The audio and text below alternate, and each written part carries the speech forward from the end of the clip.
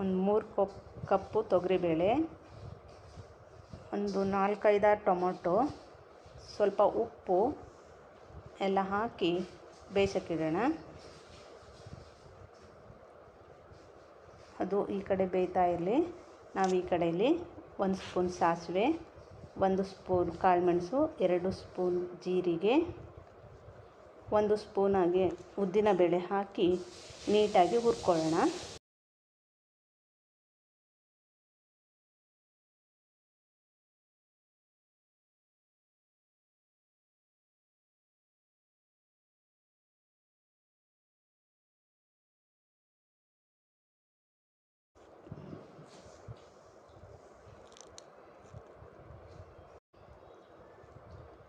ಪುಡಿಯಾಗಿದೆ, ಇನ್ನು ಪ್ರೆಷರ್ ಹೋಗಿಲ್ಲ.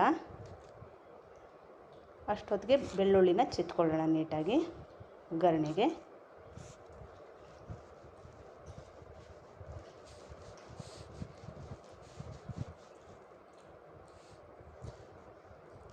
ಒಗ್ಗರಣೆಗೆ ಒಂದು 5-6 ಹಸಿಮೆಣಸಿನ್ಕಾಯಿ, ಆಮೇಲೆ ಒಂದು 4-5 ಒಣಮೆಣಸಿನ್ಕಾಯಿ, ಕರಿಬೇವು, ಶುಂಠಿ ಸ್ವಲ್ಪ,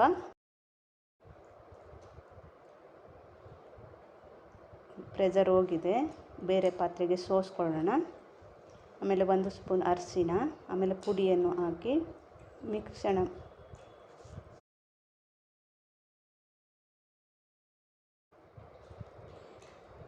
ಮಸಿಯೋಕೋಲು ತಗೊಂಡು ಸ್ವಲ್ಪ ನೀಟಾಗಿ ಮಸ್ಕೋಬೇಕು. ಬೇಳೆ ಚೆಂದ ನುಣ್ಣಗೆ ಆದಮೇಲೆ ನೀರನ್ನು ಸೇರಿಸ್ಬಿಟ್ಟು ಒಂದು ಕಡೆ ಕುದಿಯೋಕೆ ಇಡಬೇಕು. ಆಮೇಲೆ ಒಗ್ಗರಣೆಗೆ ಸ್ವಲ್ಪ ಎಣ್ಣೆ ಹಾಕ್ಕೊಂಡು ಶುಂಠಿ ತುಂಡನ್ನು ಸ್ವಲ್ಪ ಚಿಟ್ಕೋಬೇಕು.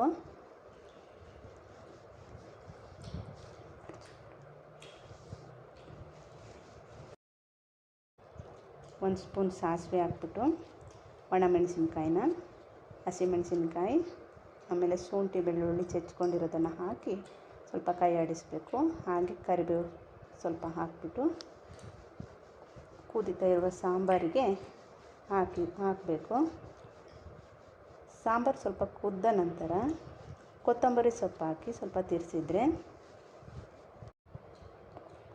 ಬೇಳೆ